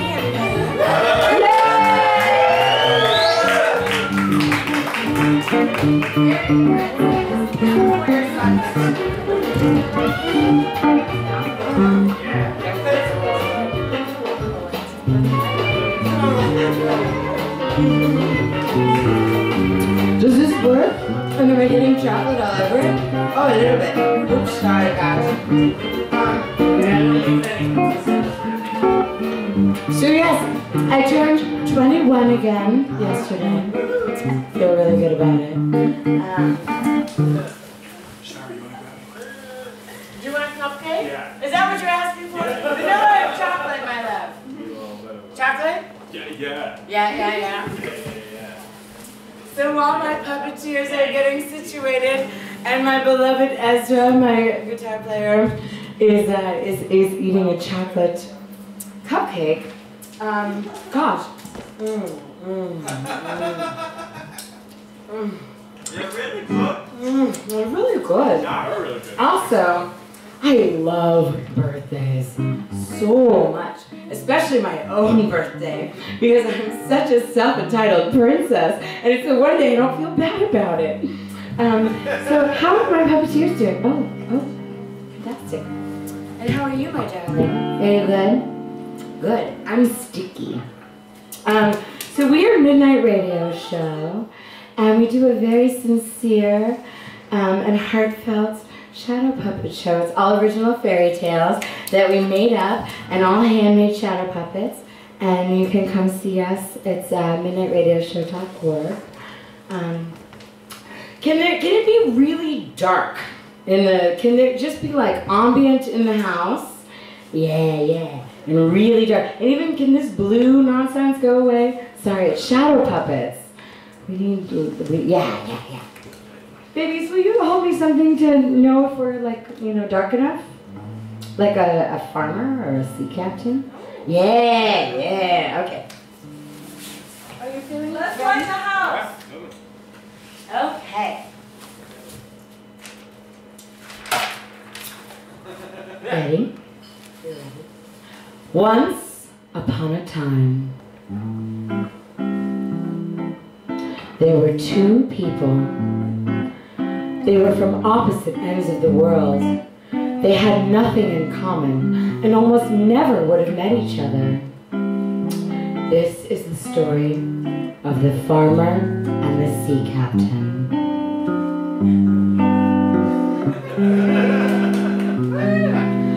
One of them was a sea captain. He loved nothing more than the ocean and his ship. He was only at peace when he could feel the waves against the side of his boat and the motion of the water underneath his feet. One day, there was a great storm. The winds were blowing, and the thunder and lightning crashed overhead, and the ship was tossed back and forth, and finally inland to dock, and the sea captain had to take his crew ashore for safety until the storm passed. Grab that rope! Throw the anchor! We're going ashore, men! Because the storm raged on for so long, the sea captain had to stay in the inn, and the people in the town had to bring the market inside. The sea captain came down from his room one day to a bustling market filled with farmers selling their produce. Across the crowded market, he saw one farmer with a box of apples. He goes to her, and she gives him an apple. "This is the most amazing apple I have ever tasted. Tell me, lady, how is it that your apples taste like they grew in the Garden of Eden?" "I grow them on my farm. They drink from the stream and flirt with the bees and are warmed by the sun. My apples do come from some kind of paradise." "I don't have money to pay you. Everything I have is out on my beloved ship Liberty, stuck in the raging, stormy sea of the harbor. But I can share with you a great treasure." The sea captain calls for one of his crew, and the crew member arrives with a box. The sea captain opens the box and gives the farmer some fish. "This is the salted fish from a beautiful place, a faraway place where the sea is as warm as bathwater.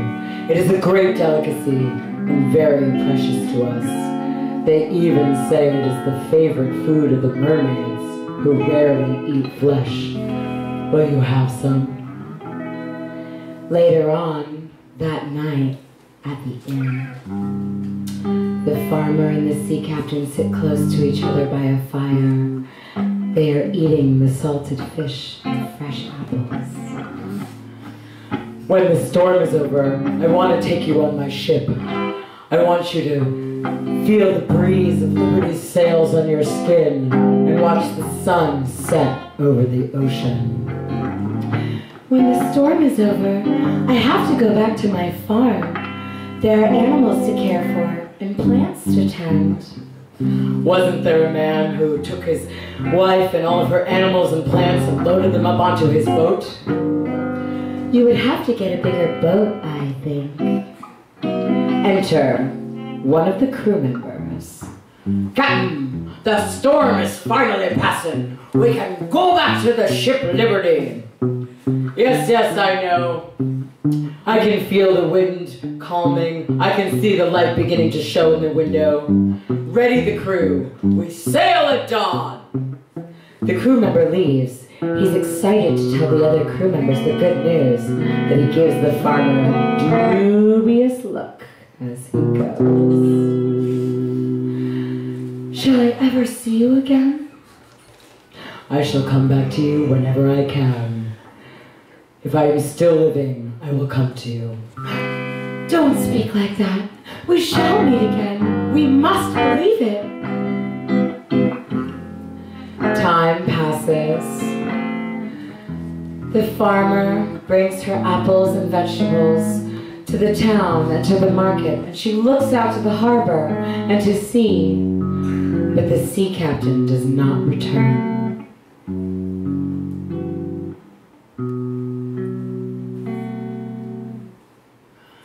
Far out at sea, on the brave ship Liberty, with the sea captain and his crew. The sea captain is gazing out to the ocean, dreaming of his true love. Behind his back, some of the crew are talking about him in whispers. Finally, the first mate gets up his courage to approach the captain. Excuse me, Captain, you awake, sir? Yes, of course I'm awake. What do you want? Well, pardon me saying, sir, but, how about a little direction? You ain't been the same since that storm. Here we are, out in the middle of the damn ocean, without a mission, without a purpose, without a plan. We ain't gonna last long on this track. What's gotten into you, sir? Nothing is wrong with the matter with me, sir. I know exactly where we are going. Well, mind telling us then, sir? A surly crew member comes up to join their conversation. He ain't got a clue. Damn it, man! If you're gonna be our captain, we all expected certain behavior of you, man. What's this I smell? A mutiny? You call me sir when you speak to me. Now, sir, captain, sir, I think all he's trying to say is, we just want a little reassurance here, sir. All I'm saying, sir, is we want our captain back, not up in the clouds with some landlocked, grass-stained broad. How dare you speak to me like that? You're on bread and water for a week. Throw him in the brig.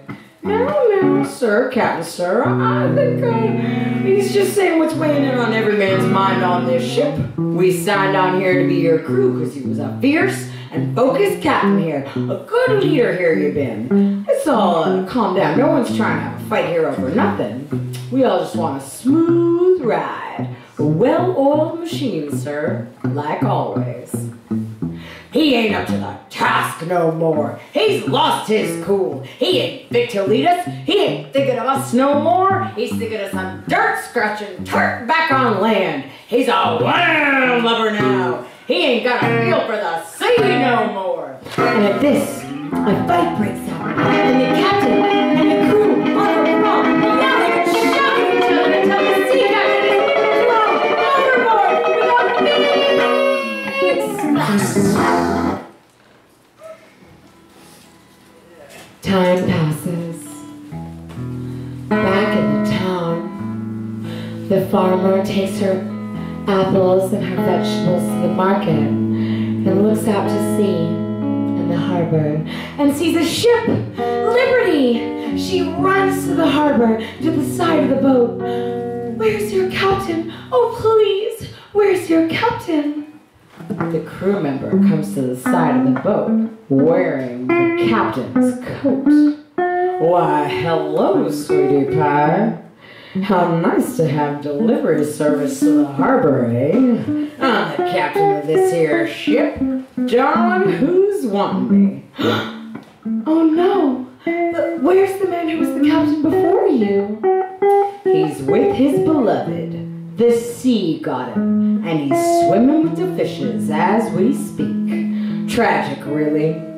Although he didn't never love nothing but the sea, so I guess it's almost like a happy ending.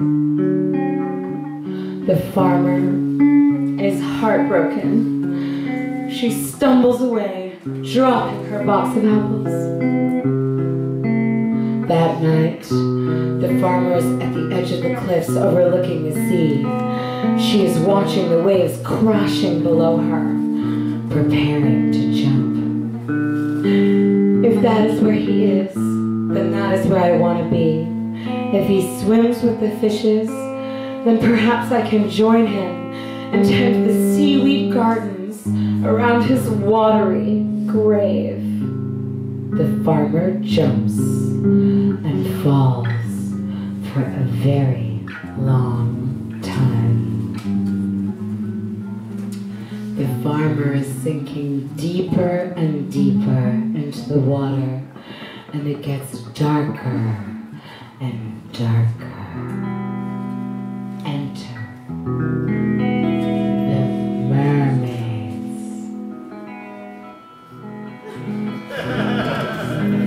What are you looking for? Why are you here? You taste of the earth. You are searching for your true love, but he is not here. Now you must stay. The farmer swims with the mermaids. The sea becomes her home.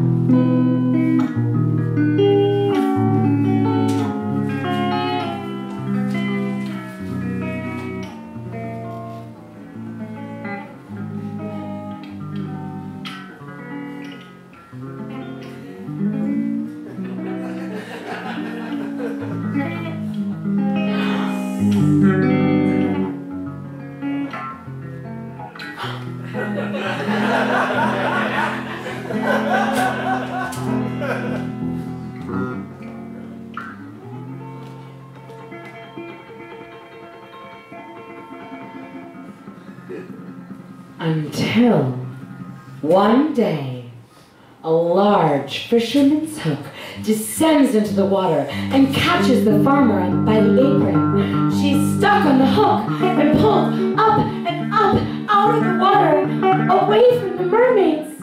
Up, up, up. On land, a lonely fisherman, the same sea captain, is reeling in his fishing line. He pulls and pulls until he pulls the farmer out of the water and onto the dock. What's this? Have I caught a mermaid, or simply pulled a waterlogged corpse out of the sea? He rolls the farmer over and gives her mouth-to-mouth resuscitation. The farmer coughs, sputtering water, but alive. Am I dead now? Have I drowned? Or am I just asleep? Beloved, grower of apples and dearest to my heart, I thought the ocean was the dearest to your heart, and your ship? Alas, we cannot choose. The ocean and my ship separated me from you, and so I put them aside. I cannot sail liberty with a broken heart. They told me you were lost at see. So I was. The lights dim to a sunset.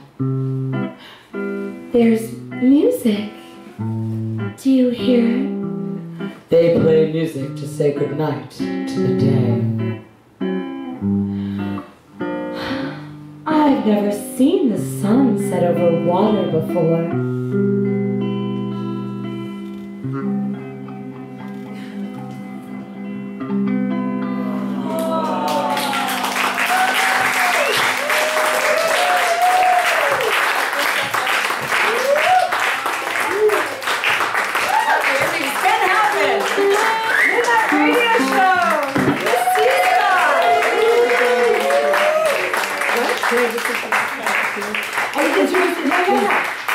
My puppeteers, Ariel, Liz.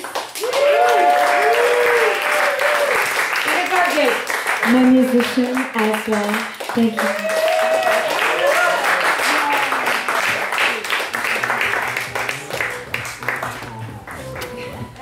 I'd like to thank all the performers tonight. Who's left? Did you guys stay? Paranormal Wacktivity? Come on up, come on up, come on. Here, come here. Bathtub Jen!